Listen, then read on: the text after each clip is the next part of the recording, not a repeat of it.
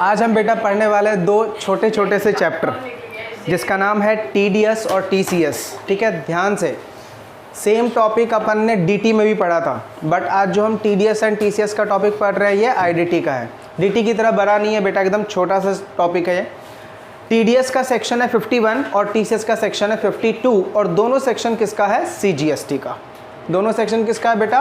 CGST का। याद रहेगा 51 भी किसका है? सीजीएसटी का। और 52 भी किसका है? सीजीएसटी का। चलो सबसे पहले हम बात कर रहे हैं बेटा टीडीएस की। तो पहले टीडीएस का सेक्शन कौन सा है? 51 ऑफ सीजीएसटी। एक बात और पहले क्लियर कर लो, चाहे टीडीएस हो या टीडीएस हो, ये ओनली इंट्रा स्टेट सप्लाई के ऊपर लगेगा। याद रहेगा, only intra state, inter state के ऊपर ये अप्लाई नहीं होता है। तो माइंड में आपको पहले क्लियर होना चाहिए कि जो हम टीडीएस और टीसीएस पढ़ रहे हैं वो ओनली किसके ऊपर लगेगा बेटा? इंट्रा स्टेट सप्लाई के ऊपर लगेगा। इंटर स्टेट सप्लाई के ऊपर ये प्रोविजन अप्लाई नहीं होगा। क्लियर है?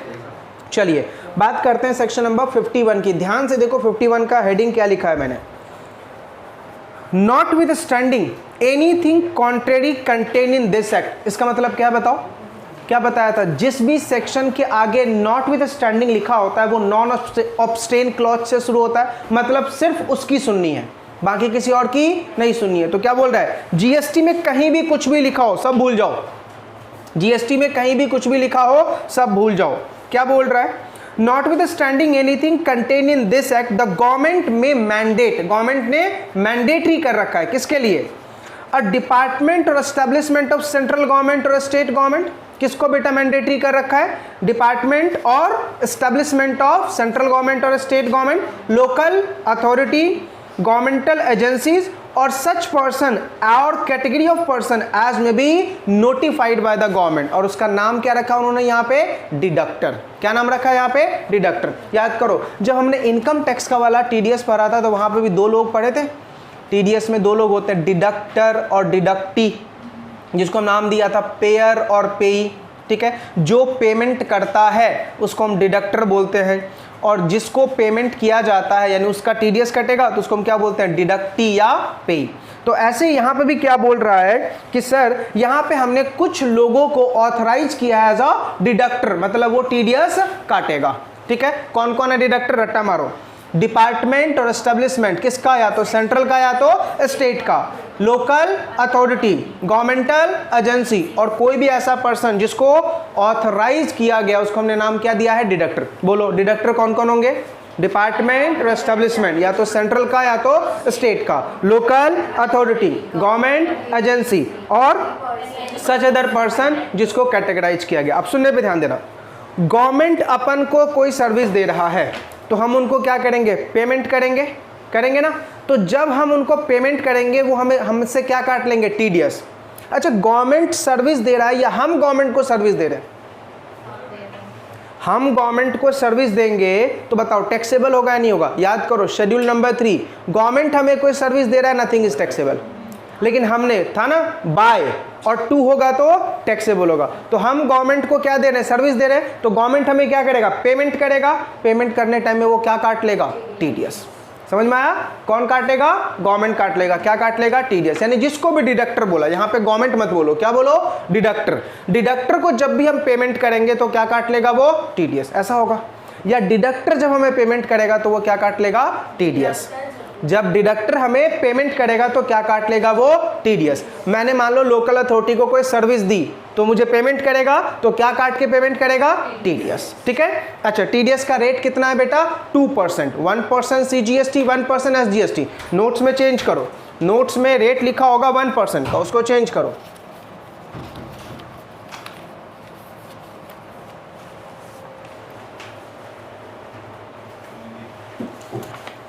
समझा? रेट कितना बेटा आज के दिन? 2%। और क्या बोला? 2% है, इसका मतलब 1% सीजीएसटी, 1% एसजीएसटी। पहले कितना था? 0.5% सीजीएसटी, 0.5% एसजीएसटी। हाँ 2 कर दीजिए तो उसमें दोनों इंक्लूड हो जाएगा। ठीक है, तो देखो हमने क्या बोला? दो लोग होंगे टीडीएस में, कौन? डिडक्टर और डिडक्टी। जब डिडक्टी कोई सर्विस देगा तो डिडक्टर क्या करेगा? पेमेंट करेगा, करेगा ना। जब पेमेंट करेगा तो डिडक्टर क्या काट लेगा? टीडीएस। अब लॉजिकली समझना भैया, मान लो अगर डिडक्टर ने 10,000 रुपीज़ का पेमेंट किया, कितने का पेमेंट किया?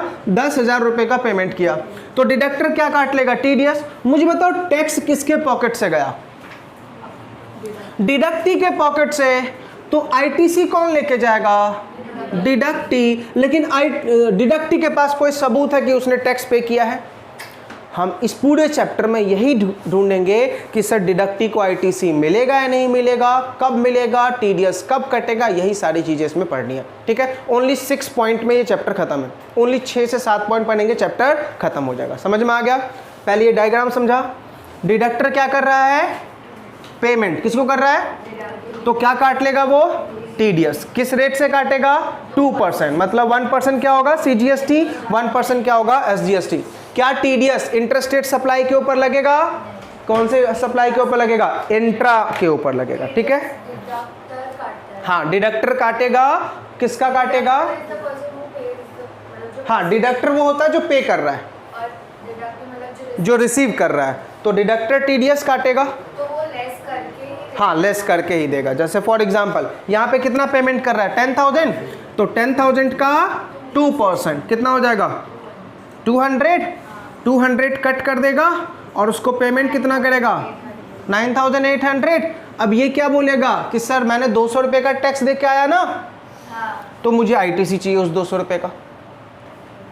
आई बात है समझ में? पक्का? चलिए अब ध्यान से बेटा, टीडीएस कब डिडक्ट होगा? जब पेमेंट 2,50,000 से ज्यादा होगा। टीडीएस कब डिडक्ट होगा? जब पेमेंट 2,50,000 से ज्यादा होगा। अच्छा इसको स्लैब मत बना लेना। अच्छा बताओ, मैंने बोला पेमेंट 2,50,000 से ज्यादा होगा, 2,60,000 हुआ, तो टीडीएस कितने अमाउंट के ऊपर? पूरे अमाउंट के ऊपर। ये इनकम टैक्स नहीं है कि भैया यहाँ से 250 माइनस कर देंगे और 10,000 के ऊपर टीडीएस काटेंगे।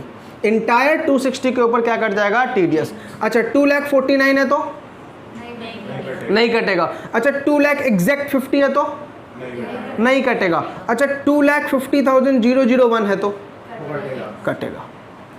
आई बात है समझ में? पक्का? कोई डाउट? चलो नीचे देखो क्या लिखा हुआ एक्सप्लेनेशन में। Point number 1, the deductor has to deduct TDS at the rate of 2% from the payment made और credited to the supplier, that is deductee, चाहे वो गुड्स का हो या सर्विस का हो, चाहे वो गुड्स एंड सर्विस दोनों का हो। कब? जब amount exceeds 2,50,000। Underline the word exceed, 2,50,000। Equal to होगा तो नहीं, एक्सीड होगा तो ही कटेगा।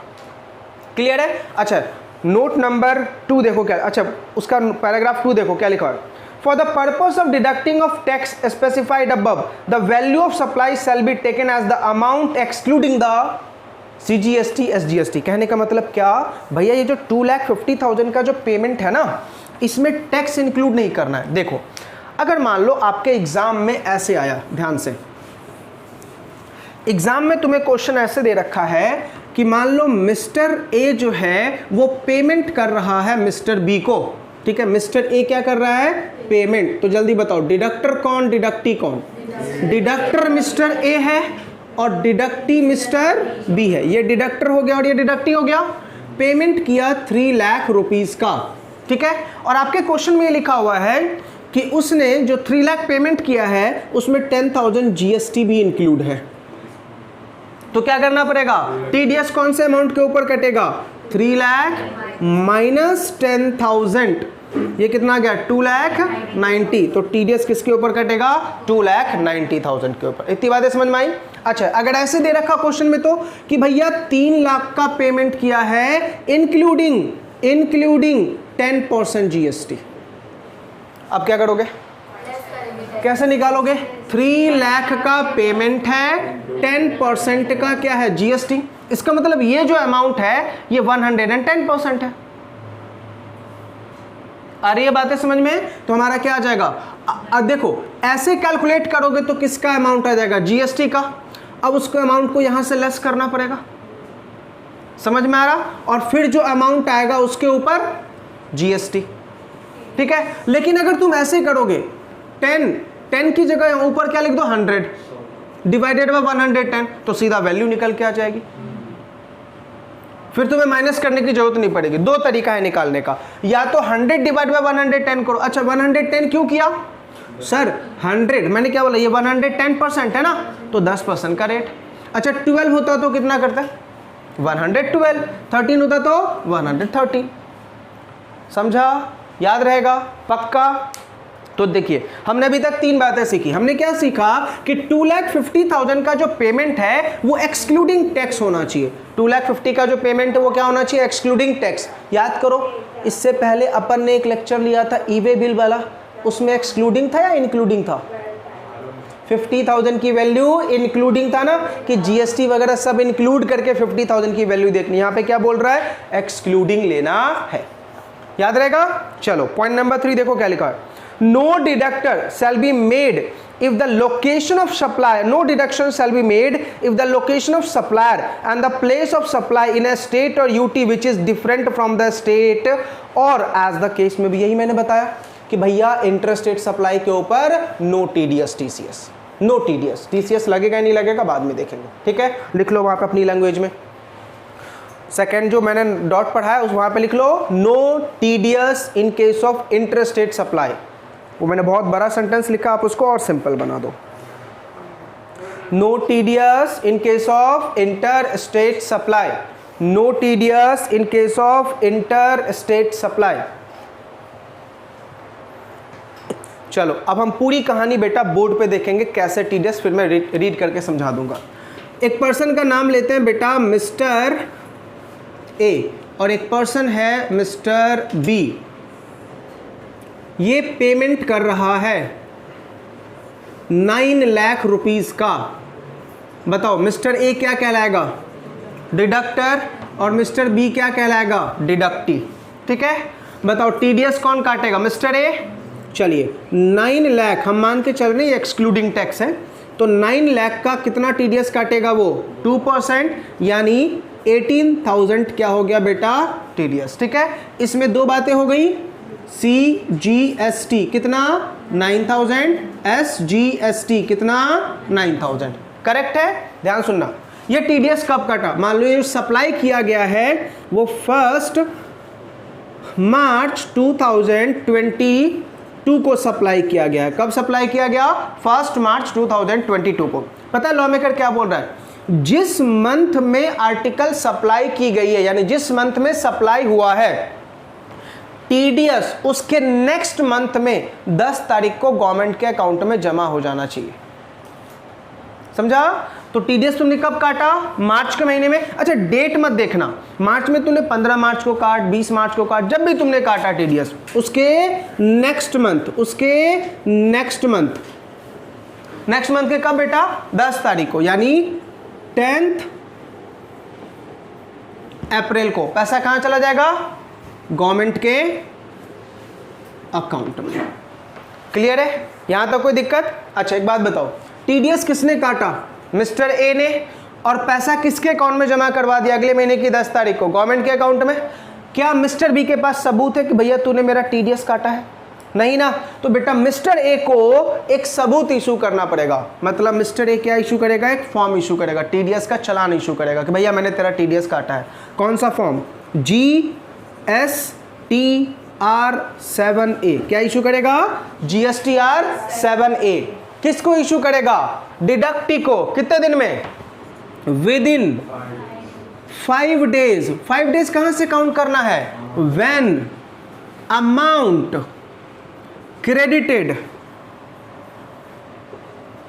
इनटू कहां, बैंक अकाउंट ऑफ गवर्नमेंट। समझा, गवर्नमेंट के अकाउंट में जब मैंने पैसा डाल दिया उसके 5 डेज के अंदर में आपको क्या कर देना है बेटा, GSTR-7A इशू करना है। ठीक है, अरिका बोल रही अमित सर अगर ना इशू करे डिडक्टर तो बेटा डिडक्टर के ऊपर पेनल्टी लग जाएगी, डिडक्टर को क्या लग जाएगी, पेनल्टी। कितना, 100 रुपीज पर डे। कितना बेटा, 100 रुपीज पर डे। मैक्सिमम कहां तक, 5,000 रुपीज तक। मैक्सिमम कहां तक, 5,000 रुपीज तक। 100 रुपीज पर डे, मैक्सिमम कहां तक, 5,000 रुपीज तक। बताओ पूरी स्टोरी समझ में आ रही है। ठीक है, चलो जल्दी फटाफट बताना, जैन के महीने का टीडीएस कब तक जमा होगा, 10th of Feb। अच्छा एक बात बताओ, अब बोलोगे साक्षी बोल रही अमित सर एक छोटा सा डाउट है, आपने बोला 10 तारीख तक जमा करवा दो, सर 10 तारीख तक जमा नहीं करवाया तो क्या होगा? आपने ये तो बताया कि अगर GSTR 7A 5 दिन में इशू नहीं हुआ तो 100 रुपये पर डे का फाइन है, मैक्सिमम 5000 तक। लेकिन सर अगर मान लो मैं 10 तारीख को अकाउंट में जमा ना करवा के 12 तारीख को अकाउंट में जमा करवा रही हूँ गवर्नमेंट के, तो बोला 18% पर एनम इंटरेस्ट 11th से। 10 तारीख तक का टाइम है, 10 को नहीं जमा करवाया तो 11 से क्या देना पड़ेगा तुम्हें? इंटरेस्ट, मतलब टैक्स के साथ साथ इंटरेस्ट भी देना पड़ेगा। ठीक है, अब इस बात को समझते हैं। देखो बेटा, मार्च का डिपॉजिट हमें कब तक कर देना था? 10 अप्रैल को। ठीक है, मान लो साक्षी ने जमा किया 10 मई को। ठीक है, तो मुझे बताओ इंटरेस्ट कहां से कहां तक का निकलेगा? 11 अप्रैल से लेके 10 मई तक का। किस रेट से? 18% पर एनम। क्या बताया था? पूरे GST में रेट ऑफ इंटरेस्ट कितना है बेटा? 18%। दोनों बातें समझ में आ गई? भैया अगर तूने अगले महीने की 10 तारीख तक अकाउंट में जमा नहीं करवाया तो 11वें तारीख से 18% का मीटर स्टार्ट हो जाएगा इंटरेस्ट का। और अगर तूने GSTR 7A डिडक्टी कोई इशू नहीं किया 5 दिन, कहां से 5 दिन? जिस दिन तूने पैसा बैंक अकाउंट में जमा करवाया गवर्नमेंट के बैंक अकाउंट में, तो उसके अगले दिन से मतलब छठे दिन से क्या इशू शुरू हो जाएगा? 100 रुपए का फाइन। लेकिन मैक्सिमम फाइन कितना लग सकता है? 5000 रुपए। हाँ, तो थर्ड डे पे क्रेडिट किया तो वहां से 5 दिन। जैसे मान लो हमें लास्ट पेमेंट कब तक कर देना गवर्नमेंट के अकाउंट में? 10 तारीख मान लेते हैं, इसने पेमेंट कर दिया 5 अप्रैल को ही, 5 अप्रैल को, तो कब तक GSTR 7 इशू कर देगा? 6, 7, 8, 9, 10, 5 डेज। इतनी बातें समझ में आ रही है या नहीं? क्लियर? अच्छा एक बात और बेटा, सीधा लिखा हुआ है 5 डेज, वर्किंग डेज नहीं लिखा हुआ। 5 डेज, अगर वर्किंग डे लिखा होता तो सैटरडे संडे काउंट नहीं करते। इतनी बातें समझ में आ गई? बताओ, पूरा रट्टा हुआ चार्ट। क्या बोल रहा है जल्दी बताओ? कौन काटेगा TDS? किसका काटेगा? कितना काटेगा? कब काटेगा? 1.5 लाख। जब पेमेंट 2.5 लाख से ज्यादा होगा तो। याद हो गया यहाँ तक? अच्छा बताओ, जैन के मंथ का TDS कब तक जमा करना है? फरवरी के 10 तारीख तक। अच्छा, फरवरी के 10 को नहीं जमा किया तो क्या लगना शुरू हो जाएगा? इंटरेस्ट। कितने परसेंट से? 18% पर एनम। अच्छा, डिडक्टी को कौन सा फॉर्म इशू करेंगे? अच्छा, GSTR 7A डिडक्टी को क्यों इशू कर रहे हैं? क्या क्या क्या? प्रूफ के लिए। अच्छा, क्या करेगा उस प्रूफ का? वो ITC क्लेम करेगा। Very good. क्या क्लेम करेगा? ITC क्लेम करने के लिए उसके पास क्या चाहिए? GSTR 7A चाहिए। करेक्ट है? बताओ, GSTR 7A कब इशू किया जाता है? 5 डेज। कहां से? जब बैंक अकाउंट में क्रेडिट हुआ। अगर नहीं किया 5 दिनों में तो क्या होगा? 100 रुपीज पर डे का फाइन। मैक्सिमम कितना? 5000। समझ में आ गया? इसी के साथ अपन ने 4 सबसेक्शन कंप्लीट कर लिए बेटा। Subsection 1, subsection 2, subsection 3, subsection 4। Clear है? मजा तो अभी थोड़ी देर में आने वाला है जब मैं पूछूंगा कुछ बैकवर्ड, कुछ पूछने वाला हूं और तुम तो सुनेगा अगर नहीं बताया तो। सारी होली का नशा उतारूंगा फिर अभी। पॉइंट नंबर 5 देखो क्या लिखा हुआ है? The deductee shall claim credit. Point number 5 में क्या लिखा हुआ है? Deductee shall claim credit. Credit का मतलब अंडरलाइन करके लिख लो, ITC in is electronic cash ledger. ध्यान से बेटा, अगर MCQ में आपको क्वेश्चन आ जाए कि ITC कहां से क्लेम करते तो क्या लिखोगे? Electronic cash laser. यह क्वेश्चन पूछता है। ऑफ द ITC कहां से क्लेम की जाती है तो क्या लिखोगे? Electronic cash laser. Of the tax deducted and reflected in the return of deductor furnished under section 39(3). section 39(3). जब TDS और TCS का रिटर्न जाएगा, उस रिटर्न में आपको क्या दिखाना? रिफ्लेक्ट करेगा कि तुम्हारा कितना ITC बनता है, कितना ITC बनता है। 1 सेकेंड। होली खेला है सर, कलर करता क्या? नहीं, खेला है इधर कोई? अरे ना ना, होली वोली कौन खेला? कलर गुलाल लग गया हाथ पे इधर किधर तो। वो ऐसे ही लग गया। ये क्या है? क्या इस पे ये क्या कलर में डूबा? क्या? चलिए, हम पिछली कुछ बातें पूछ रहे हैं, जल्दी बताना जरा। जब हम रिटर्न फाइल करते हैं टीडीएस और टीसीएस वाले का, कौन सा फॉर्म था रिटर्न फाइल करने का? लिखा हुआ है ना 5 में कि भैया वो रिटर्न फाइल करेगा, सभी आईटीसी क्लेम होगा। फॉर्म नंबर बता दो। जीएसटीआर सर कब पढ़ा? हाँ, पूरा 1 से लेके गिनती शुरू करें। नलायक। ओ भैया वो रजिस्ट्रेशन के फॉर्म्स हैं। 9 में बेटा एनुअल जाता है। 16 17 भी काउंटिंग है ना। सर अरे 46 आप ही बोल दो यार, ये देख सर 45 जय बोलेगी जय। GSTR 7, GSTR 7। और 7 है। किसने बोला था 7? अच्छा बोला था। नहीं आपने, अच्छा 7 ठीक है, सॉरी मेरी गलती। जीएसटीआर 7 लिखो वहाँ पे। ओ भैयो अंडर सेक्शन 39 लिखा हुआ है ना, 39(3), उसको अंडरलाइन को लिखो। जीएसटीआर 7 फाइल करता टीसीएस। जीएसटीआर 7 समझ में आ गया? वहाँ भी बेटा 7 है, लेकिन वो REG 7 है। ठीक है, माय मिस्टेक।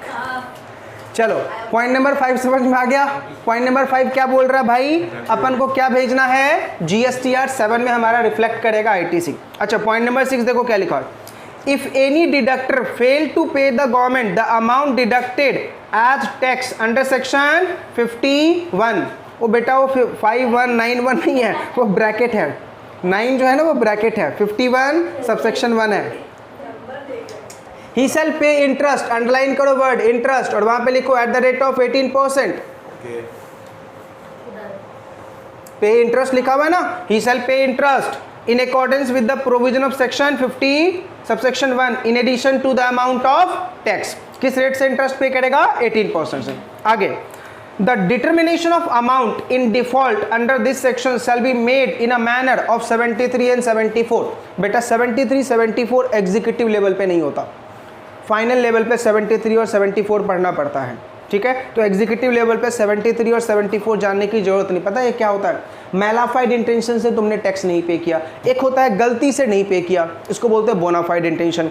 एक होता है जानबूझ के नहीं पे किया, मुझे पता है कि मैं नहीं पे करूंगा फिर भी नहीं पे किया, गलत किया मैंने, तो इसको बोलते हैं मैलाफाइड। तो 73 और 74 बोनाफाइड और मैलाफाइड इंटेंशन को डील करता है। आगे देखो क्या लिखा है।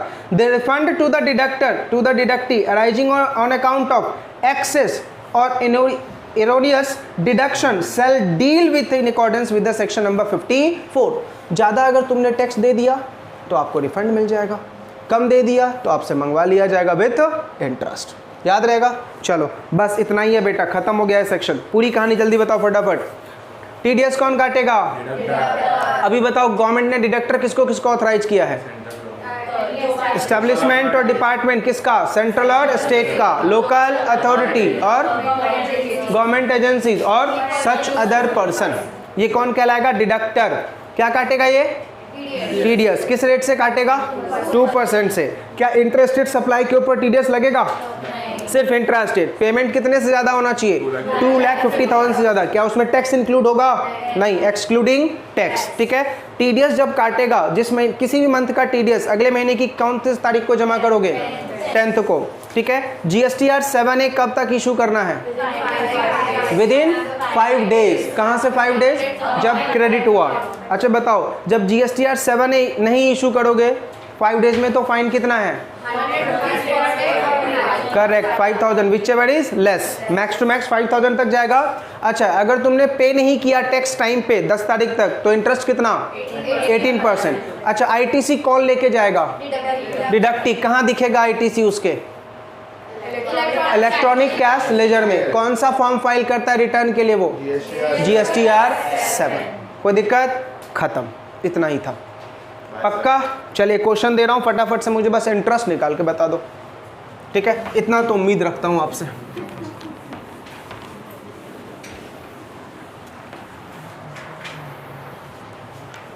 चलिए क्वेश्चन बेटा ज़्यादा टफ नहीं है। लोकल अथॉरिटी ने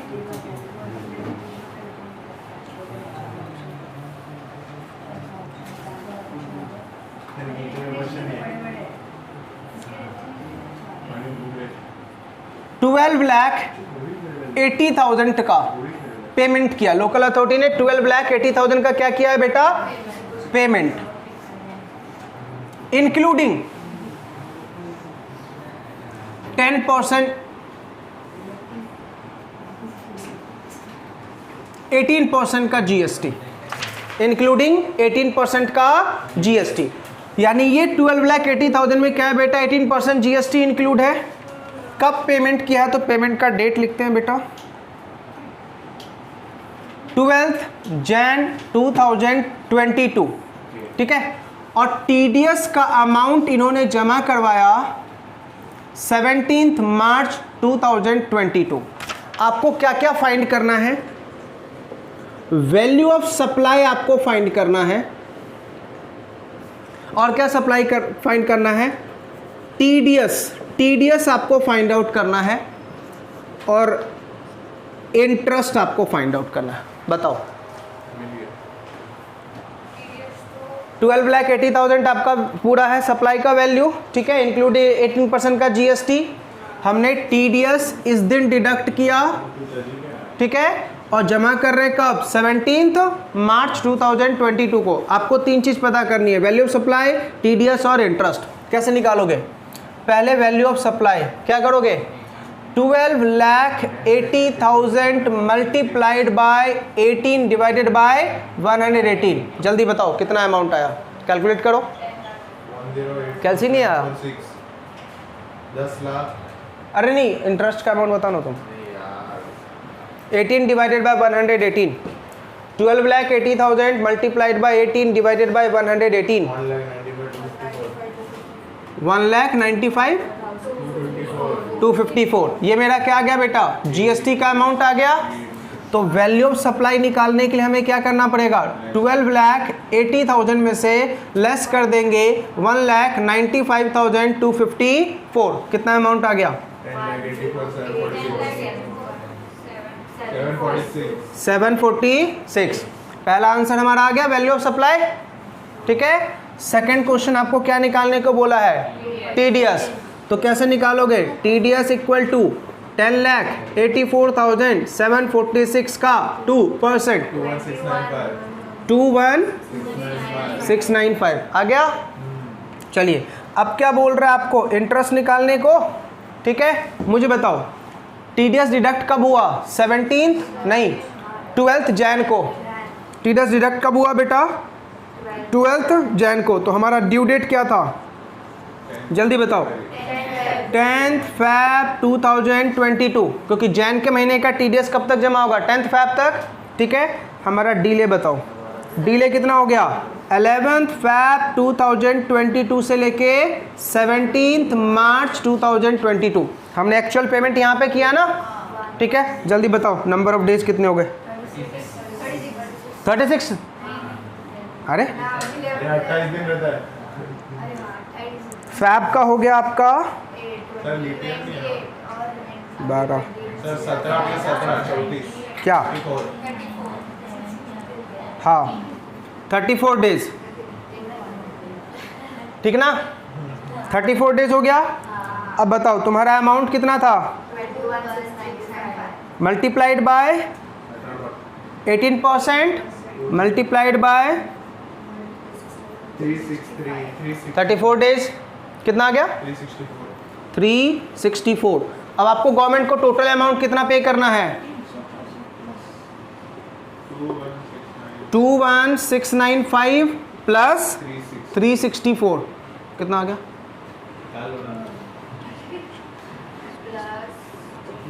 22,059। 365 इसको इंटरेस्ट निकाला, हाँ इंटरेस्ट 18%।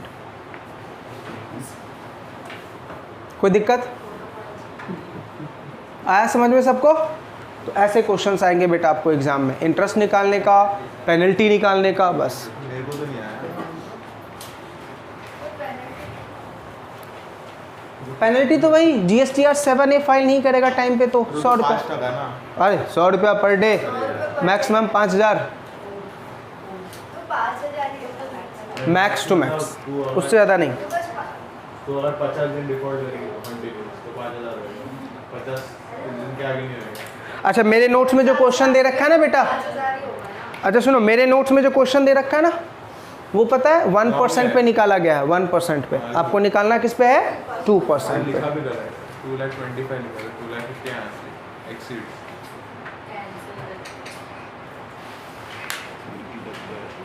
हाँ हाँ देखा देखा,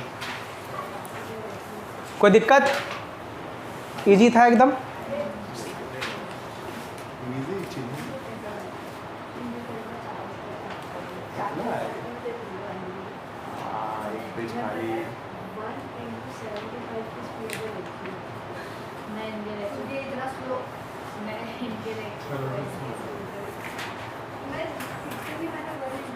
मुझे लगता है मेरी स्पीड बहुत ज़्यादा है। नहीं सर वाला इतना धीरे सोच के बोले थे। मैं 25 पे की, तभी भी सोच के तो मैं 75 पे कर दूँ। आधे घंटे में खत्म हो गया। क्या? चार्ज वाला था। बाकी बच्चे बोलते, सीएमए वाले बच्चे बोलते कि अमित सर तो रेलगाड़ी पे चढ़े रहते हैं। स्लो है बहुत। कौन? चलो इतनी बातें समझ में आ गई। चलिए आपकी इम्तहान की बारी दोबारा आ गई। साक्षी बेटा जरा बताना, नहीं, साक्षी बताइए। रजिस्ट्रेशन करने का पूरा प्रोसेस टीडीएस टीसीएस वालों का, टीडीएस वालों का क्या था? ये कब पढ़ा? था तुम नहीं था, मैं गाँव गया था। मैं डेट बोलती हूँ, आगे चलेगा। 1 to 5 बोलो। जानवी बताओ। 1 to 10 में अप्लाई करेंगे। अच्छा। अरे वो फ्रेशर में थे ना आप? में ना। नहीं था। पानी दे रहे। सर मैं गाँव गया था। उसके साथ 2 और 4 और पहले अप्लाई किस फॉर्म में करेंगे? ओ नलाइको सुधर जाओ, GSTR REG GST REG 7। ये कौन सा TDS लेटर। क्या बताया था? 7 में अप्लाई करेंगे, फिर 2 होगा, 3 होगा, 4 होगा, 5 होगा, 6 होगा। नॉर्मल लोगों के लिए GS समझ में आ रहा नहीं आ रहा?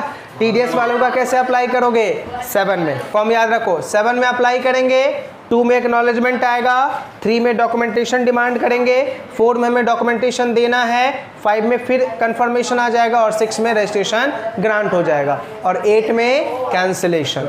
8 में कैंसिलेशन। अच्छा बताओ इनका रिटर्न कौन से फॉर्म में फाइल होता है? 7A। Return 7 GSTR 7। चलिए नेक्स्ट पेज पे देखो, सब लिख दिया है मैंने। नेक्स्ट पेज पे लिखा हुआ है registration of a person liable to deduct TDS at source.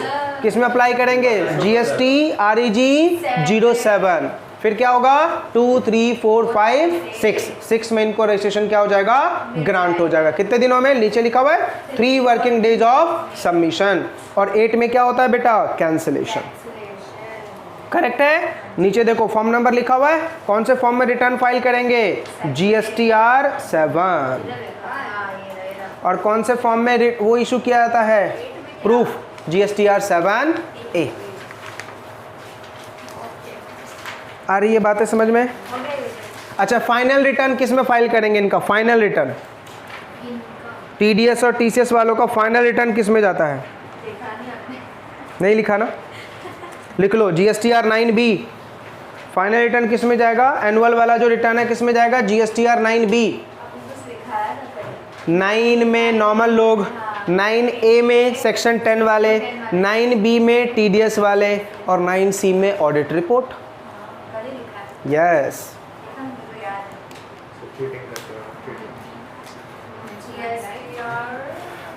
ऐसे पढ़ाने के बाद अगर रिजल्ट ना आता है ना तो बहुत दुख होता है। ये रफ कर दूं? प्रज्ञा रफ करो।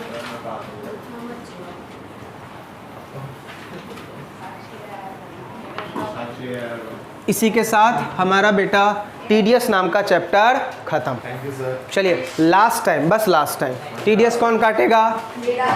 डिडक्टर किस रेट से काटेगा? कब काटेगा? जिस मंथ में काटेगा कब तक जमा करेगा? डिडक्टी को कौन सा फॉर्म इशू करेगा? कब तक इशू करेगा? With in 5 days. कहाँ से 5 दिन काउंट करने? अमाउंट क्रेडिट हुआ, नहीं किया तो पेनल्टी कितनी? 10 तारीख तक गवर्नमेंट अकाउंट में पैसा नहीं गया तो 18% पर एनम क्या लगेगा? इंटरेस्ट। फॉर्म नंबर बताओ रिटर्न फाइल करने का, मंथली वाला GSTR 7, एनुअल वाला 9B करेक्ट है। अच्छा, रजिस्ट्रेशन करने के लिए एप्लीकेशन का फॉर्म GST REG 7, एक्नॉलेजमेंट किस में आएगा 2 में, फिर डॉक्यूमेंटेशन किस में डिमांड करेगा 3 में, और रिप्लाई किस में करेंगे 4 में, और 5 में कंफर्मेशन, और 6 में क्या ग्रांट हो जाएगा सर्टिफिकेट ग्रांट हो जाएगा, कैंसिलेशन 8 में जी। अच्छा, फाइनल रिटर्न फाइल करने का डेट, एनुअल रिटर्न फाइल करने का डेट क्या है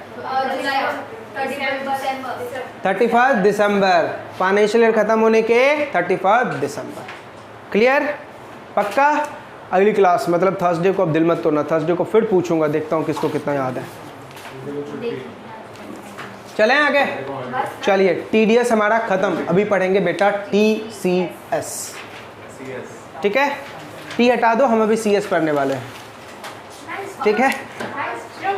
सेक्शन नंबर 52 किसको डील करता है बेटा TCS को, ठीक है। चलिए अगेन देखो सेक्शन किससे शुरू है, नॉट विथ स्टैंडिंग। फिर से क्या बोल रहा है भैया, GST में जो भी लिखा है सबको भूल जाओ। क्या लिखा हुआ है, every electronic commerce operator hereinafter called as a operator. क्या लिखा हुआ है, एवरी इलेक्ट्रॉनिक कॉमर्स ऑपरेटर, जिसको यहाँ पे नाम क्या दिया गया है ऑपरेटर का, not being an agent, agent नहीं होना चाहिए, shall collect an amount calculated at the rate not exceeding 1%, और ये 1% ही है, ये 1% ही है, इसमें कोई चेंज नहीं है, ठीक है। As may be notified by the government on recommendation of council, council का मतलब वो GST काउंसिल, लिख लो वहाँ पे, नहीं तो पता चला ICSI की काउंसिल, ठीक है। क्या लिखेंगे वहाँ पे, GST council of the net value of taxable supply, underline the word net value of taxable supply. कैसे निकालते हैं बताऊंगा थोड़ी देर में।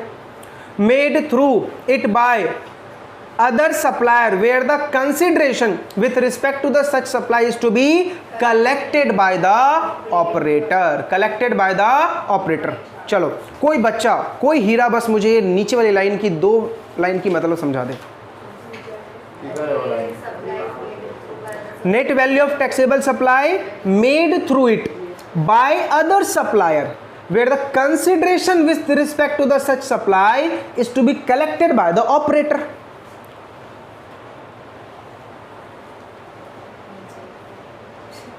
तो सब सप्लायर का मिला के रहेगा, ऐसा अकेले का नहीं काटेगा। उम्मीद नहीं था तुमसे ऐसी, मैंने चैप्टर छोड़ दिया था।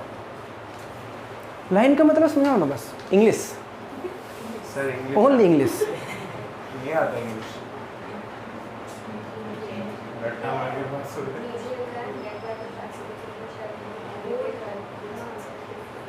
जानवी बताओ।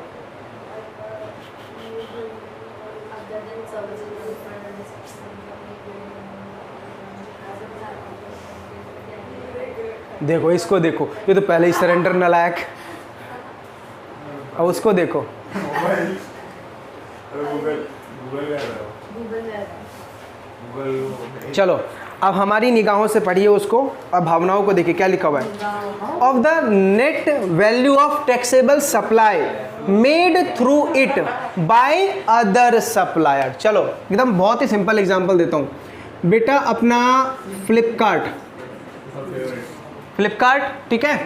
अब ध्यान से बेटा, फ्लिपकार्ट पे रजिस्टर्ड है अपना चिन्मय, चीनू अपना रजिस्टर्ड है, ठीक है। फ्लिपकार्ट पे कौन रजिस्टर्ड है भाई, चीनू। ये सप्लाई करता है क्या, वड़ा पाव। क्या सप्लाई करता है भाई, हाँ, अरे सुनो तो सही, छोड़ो फ्लिपकार्ट हटा देते, जोमेटो, ठीक है। तो देखो जोमेटो पे अपना चीनू क्या है बेटा, रजिस्टर्ड है, ठीक है। अब जोमेटो वालों के पास ऑर्डर आया, किनका, इन सारे लोगों का ऑर्डर आया, ठीक है। इन सारे लोगों का क्या आया बेटा, ऑर्डर आया। ऑर्डर कहाँ प्लेस किया बेटा, जोमेटो के वेबसाइट पे, तो पेमेंट भी कहाँ करेंगे, जोमेटो के वेबसाइट पे, क्लियर है। अब जोमेटो जो भी कलेक्शन आएगा वो रिटर्न किसको करेगा, चीनू को, लेकिन जोमेटो क्या करेगा, 1% TCS कलेक्ट करेगा, काट के फिर देगा। अभी समझ में आया। अब देखो वही सेंटेंस लिखा हुआ है, देखो क्या लिखा हुआ है, net value of taxable supply made through it by the other supplier. Other supplier कौन हो गया यहाँ पे, अपने वाले एग्जांपल में चीनू हो गया, with consideration respect to such supply to be collected by operator. कौन कलेक्ट कर रहा है? जोमेटो। कोई दिक्कत? अब समझ में आ गया? क्लियर हुआ? तो सिंपल। अब ध्यान से बेटा, net value of taxable supply का मतलब क्या है? देखो क्या लिखा हुआ है, net value of taxable supply means aggregate value of taxable supply of goods और सर्विस और both other than the service notified under 9(5). क्या था बेटा 9(5)?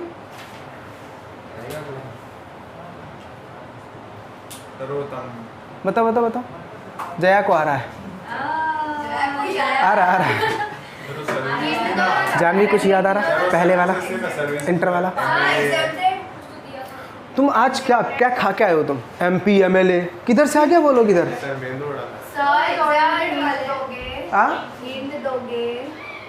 चलो ओला उबर का कुछ बोला था। ओ भैया 9 था ना, charging section of GST, charge of CGST section number 9। अच्छा 9 के 5 क्लॉजेस थे, clause 1, clause 2, clause 3, clause 4, clause 5। 9 का पहला सेक्शन था सेक्शन 5 ऑफ IGST। 9(1) हर एक सप्लाई के ऊपर GST लगेगा 20% की रेट से other than alcoholic liquor for human consumption. 9(2) 5P वाले प्रोडक्ट के ऊपर GST नहीं लगेगा। पेट्रोलियम प्रोडक्ट याद है? Petrol, diesel, kerosene, aviation fuel, turbine fuel. फिर उसके बाद 9(3) था कि गवर्नमेंट डिसाइड करेगा कि कौन सी आर्टिकल के ऊपर RCM लगेगा। 9(4) था अनरजिस्टर्ड से रजिस्टर्ड पे जा रहा है तो RCM लगेगा।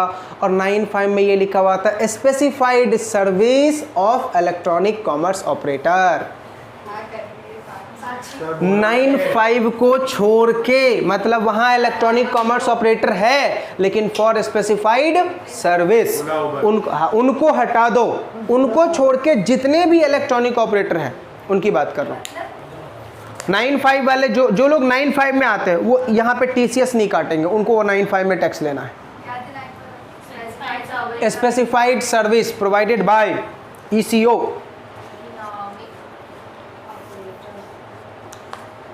ECO electronic commerce operator, not operator.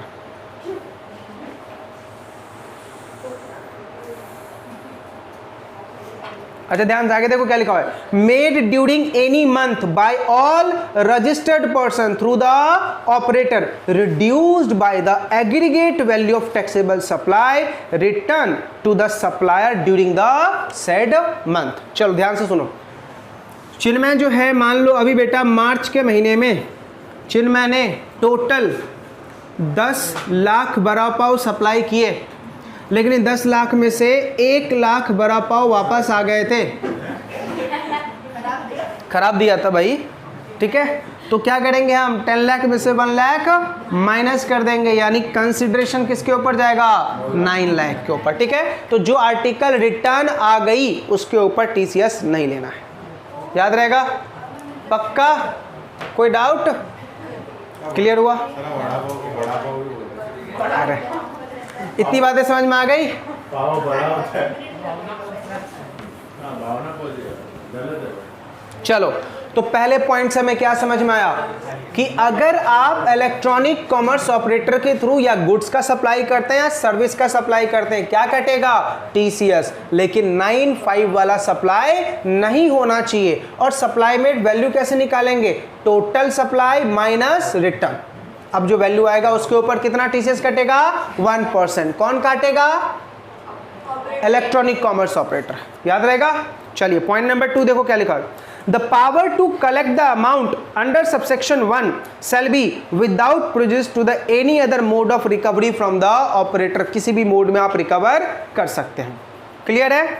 Next, the amount collected किसके अकाउंट में जमा करवाना है, गवर्नमेंट के अकाउंट में। कब, अगले महीने की 10 तारीख। ये तो सेम हो गया TDS और TCS वाला, करेक्ट है। चलिए पॉइंट नंबर 4 आगे देखो। 4 बहुत इंटरेस्टिंग चीज लिखा हुआ है। ये क्या लिखा हुआ है, जिसने TCS कलेक्ट किया वो इलेक्ट्रॉनिकली स्टेटमेंट सबमिट करेगा उस महीने का कि भैया इस महीने में इतना सप्लाई हुआ था इसका, समझा भाई। जैसे मान लो जोमेटो को क्या जमा करना है, TCS। किसका कलेक्ट किया था, चीनू का TCS काटा, जोमेटो जमा करेगा, TCS जमा कर देगा। और साथ में जोमेटो स्टेटमेंट भेजेगा कि इस बार चिन्मय ने कितना सप्लाई किया उस मंथ का। कब तक भेजेगा? सेम डेट बेटा, अगले महीने की 10 तारीख। मतलब 10 तारीख को 2 चीज जाएगा, गवर्नमेंट के अकाउंट में पैसा भी जाएगा और स्टेटमेंट भी जाएगा। देखो क्या लिखा हुआ है, आउटवर्ड सप्लाई ऑफ गुड्स और सर्विसेज और both affected through it including the supply of goods और सर्विसेज और बोथ रिटर्न। कितना सप्लाई हुआ और कितना वापस आया। द अमाउंट कलेक्टेड, कितना उसने टीसीएस कलेक्ट किया, इन सब का पूरा डिटेल फाइल करेगा। क्लियर है? Point number 5। आगे देखो क्या लिखा है, every operator who collect the amount under subsection 1 shall furnish an annual statement। क्या भेजेगा भैया? एनुअल स्टेटमेंट भेजेगा। कब तक? 31 दिसंबर तक। कब तक भेजेगा भाई? 31 दिसंबर तक। तो देखो इनका मंथली भी जाएगा और एनुअल भी जाएगा। Point number 6, every if any operator after furnishing the statement under 52(4), कौन सा वाला? मंथली वाला, डिस्कवर एनी ओमिशन, यानी जब उसने मंथली रिटर्न भेज दिया 10 तारीख को, उसके बाद उसको कुछ छूट रहा है, कोई चीज उसको छूट रहा है, other than as a result of scrutiny of audit, inspection और enforcement activity by the tax authority, he shall rectify. ध्यान सुनो बेटा, इलेक्ट्रॉनिक कॉमर्स ऑपरेटर ने चिन्मय का डिटेल 1 लाख वड़ा पाव से कम कर दिया।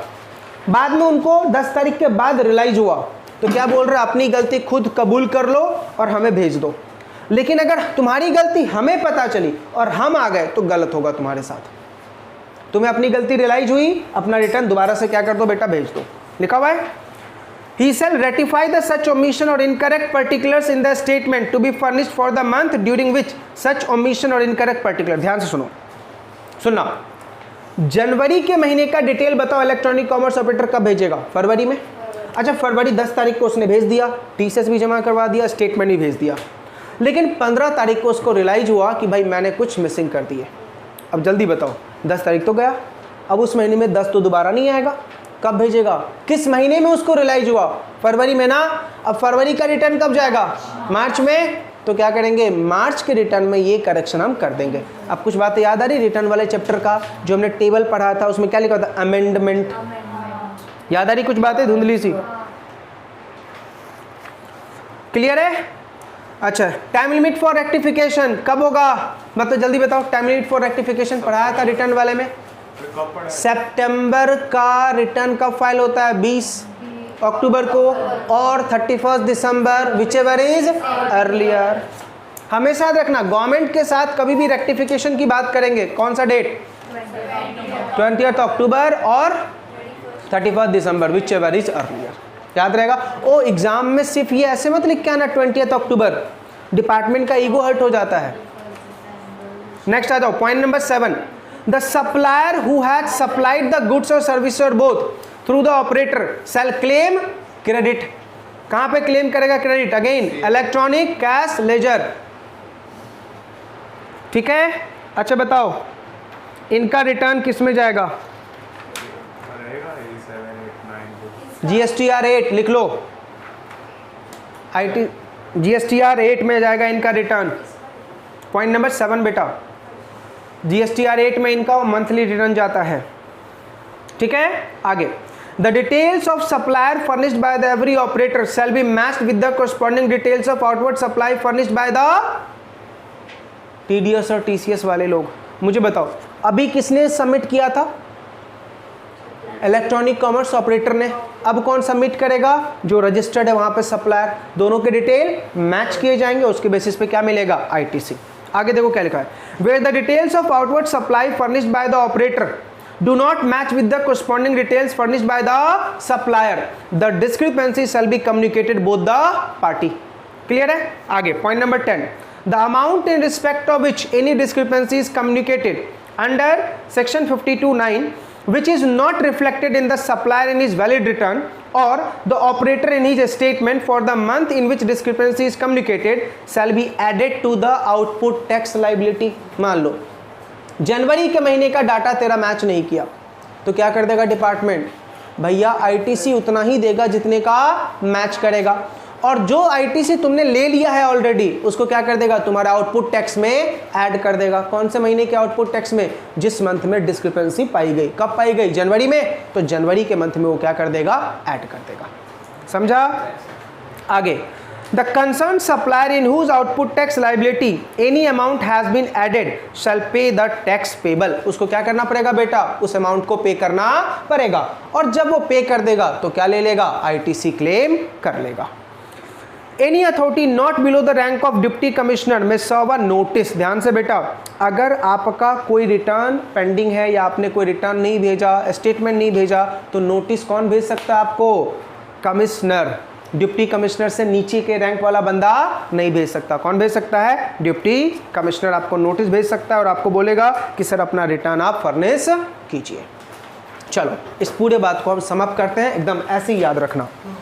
इलेक्ट्रॉनिक कॉमर्स ऑपरेटर के थ्रू अगर कोई सप्लाई करता है तो इलेक्ट्रॉनिक कॉमर्स ऑपरेटर जब उसको पेमेंट करेगा तो TCS काट लेगा 1% से, लेकिन वो 95 वाला एसएससी नहीं होना चाहिए. जिस मंथ में TCS काटा उसके अगले महीने की 10 तारीख तक गवर्नमेंट के अकाउंट में जमा करवा देगा और साथ में स्टेटमेंट भी भेजेगा टोटल सप्लाई का. स्टेटमेंट में क्या क्या भेजेगा, टोटल सप्लाई, रिटर्न और टैक्स कलेक्टेड. क्या भेजेगा, सप्लाई, रिटर्न और टैक्स कलेक्टेड. ये मंथली भेजेगा और एनुअली भेजेगा. एनुअली कौन से फॉर्म में, GSTR 9B, एनुअली 9B में, ठीक है. और मंथली रिटर्न किस में भेजेगा, 8 में. अभी बता पड़ा था ना, GSTR 8 में भेज दिया. अब कोरस्पॉन्डिंग रिप्लाई कौन करेगा, जो सप्लायर वहां पे रजिस्टर्ड है. अभी किसने भेजा, इलेक्ट्रॉनिक कॉमर्स ऑपरेटर ने. अभी कोरस्पॉन्डिंग रिप्लाई आया, दोनों का मैच. अगर डाटा मैच कोई प्रॉब्लम नहीं, डाटा मिसमैच तो जितना अमाउंट मिसमैच हो रहा है वो आपके आउटपुट टैक्स में ऐड कर दीजिएगा. कौन से मंथ में, जिस मंथ में मिसमैच हुआ आप पे कर दीजिए, फिर अगले मंथ में उसका क्या ले लेना, ITC. कोई दिक्कत, वो REG 8 है बेटा, GST REG 8 और ये है GSTR 8. समझ में आ रहा, पक्का, कोई दिक्कत. रट्टा हो गया 52, हाँ सर रट्टा हो गया. चलिए नीचे क्वेश्चन देखिए, फटाफट बताइए उसका आंसर क्या आएगा.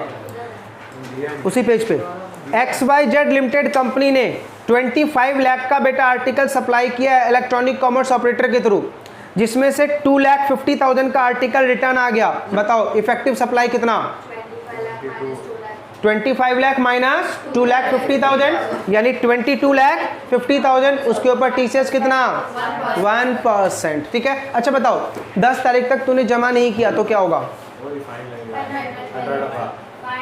Interest 18% per annum. कब तक, जब तक नहीं जमा करो.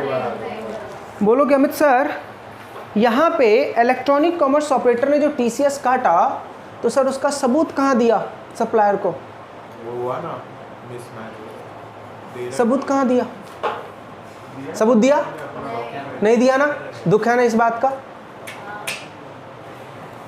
ओ नलाई को भेजा ना 10 तारीख को अकाउंट में पैसा भी डाला और स्टेटमेंट भेजा ना, दैट स्टेटमेंट ही सबूत है. रिफ्लेक्ट करेगा कहाँ पे, GST पोर्टल पे. समझ में आ रहा, पूरा प्रैक्टिकल लाइफ समझ में आ रहा. ऐसे ही बेटा प्रैक्टिकली होता है मार्केट में. पक्का याद रहेगा, पक्का. TDS TCS में कोई दिक्कत नहीं ना. इसका 4 नंबर का क्वेश्चन आवे या 5 नंबर का, 1 नंबर नहीं छूटना चाहिए इसमें. कौन सा बताया था मैं, क्या, वो भेजते हैं ना दोनों अपना और मैच होना चाहिए. पूरा बोलो ना. अच्छा एग्जाम में ही लिख के आएगा सर वो भेजते हैं ना, बाकी आप समझ लो. तो मैं वो इंटरव्यू लेके आ रहा हूँ शर्मा का. चलो जल्दी से. अब तो भाई गलत नहीं होना चाहिए. TCS वालों का रजिस्ट्रेशन बताओ कैसे करेंगे, हाथ से, पैर नहीं लगाएंगे. बताओ TCS वालों का रजिस्ट्रेशन, एक बच्चे को छोड़ के बाकी सब बता सकते हो. जल्दी. सर ये भेज दो. ओ आप नहीं, आप तो बताओगे नालायक. जल्दी बताओ. अरे बेटा वही जो TDS वालों का था, 7 2 3 4 5 6 8 में कैंसिलेशन. ठीक है. कभी देखा है ऐसा टीचर जो 7 से शुरू करता है गिनती, समझ में आया. चलिए फॉर्म अपन ने रट लिया था, कोई दिक्कत पड़ा नहीं. है ये, रिटर्न पड़ा था ना, कब, आप नहीं थे शायद. तो मेरे को क्यों पूछ रहे हो, नालायक मार खाओगे. चलिए बेटा इसी के साथ हमारा ये दोनों चैप्टर खत्म ना. चलो नोट्स बंद करो कब पढ़ाओगे सर भाइयों. इधर इधर इधर नोट्स बंद करो। नहीं मैं रिवाइज करवा रहा हूँ, इधर देखो। पहली बार सुना है। माते, ओ माते, इधर। नॉर्मल लोग के लिए। अरे जल्दी बताओ, अरे डिडक्टर कौन सा फॉर्म इशू करता है डिडक्टी को? अरे क्या है? 7A। कितने दिन में? 5 डेज में। अच्छा बताओ, TCS वाला जो होगा इलेक्ट्रॉनिक कॉमर्स ऑपरेटर, वो कौन सा फॉर्म इशू करेगा जिसका TCS काटेगा? सर कोई फॉर्म ही नहीं है उसके लिए, वो तो स्टेटमेंट भेजेगा। अच्छा बताओ, TDS और TCS में रेट ऑफ इंटरेस्ट कितना है? 18%। अच्छा चलो, हमने कम टैक्स दिया तो 18%, उन्होंने ज़्यादा ले लिया, हम रिफंड मांग रहे तो 6%। 6%। समझ में आया? अच्छा बताओ, TDS और TCS अगले महीने की कब तक जमा करना है? 10 तक। अच्छा बताओ, TDS में स्टेटमेंट भेजना है, TCS में भेजना है, समझा? अच्छा बताओ, क्या TDS में रिटर्न वाली आर्टिकल माइनस करना है? नहीं। क्या TDS में GST माइनस करना है?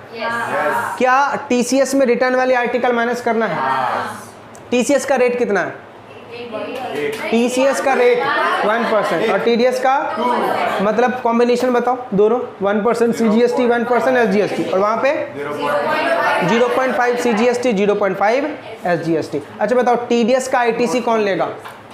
डिडक्टी। और TCS का ITC कौन लेगा? सप्लायर। कोई दिक्कत? सप्लायर का डाटा क्या होना चाहिए? मैच होना चाहिए तो मिलेगा, और वहाँ पे सिर्फ क्या चाहिए अपन को? Form number GSTR 7A। खत्म,